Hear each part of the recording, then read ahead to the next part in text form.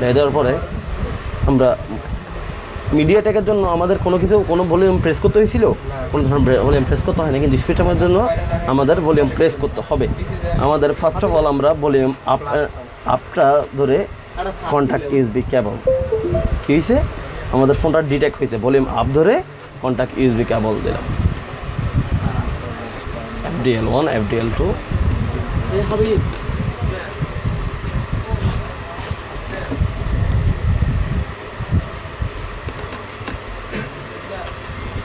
কি এসছে, NV data device is crashed, ঠিক আছে, এটা কি এসছে, ফেইল্ড আসছে, NV data device is crashed. তাহলে এটার একটা সলিউশন আছে, এটাকে পজ করে দিব আমরা, পজ করে দিয়ে কোথায় যাব, এখানে সেটিংসে যাব, সেটিংসে গিয়ে ব্যাকআপ, এই ব্যাকআপ অপশনটাতে যাব, অপশনটা গিয়ে NV data broad NV perfect এই তিনটা আনটেক করে দিয়ে আবার প্লে করব, ইয়েস।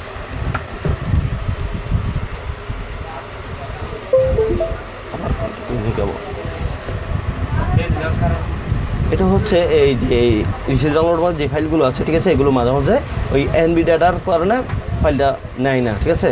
এখন কিন্তু ফাইল নেওয়া শুরু করছে, দেখছেন,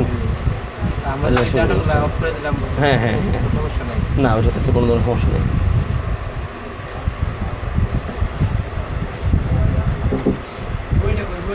আপনি মাথা হাঁটি ফেলে কাজ করেন,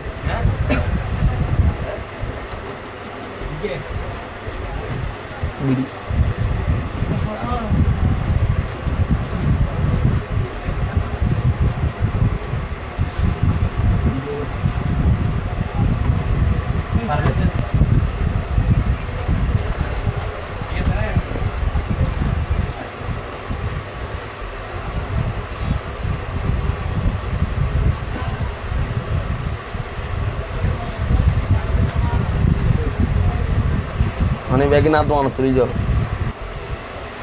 আমাদের ফোনটা ফ্লাশিং সাকসেসফুলিভাবে ডান হয়েছে, এবার দেখে ফোন রান হয় কি না, হ্যাঁ ফোন রান হয়েছে।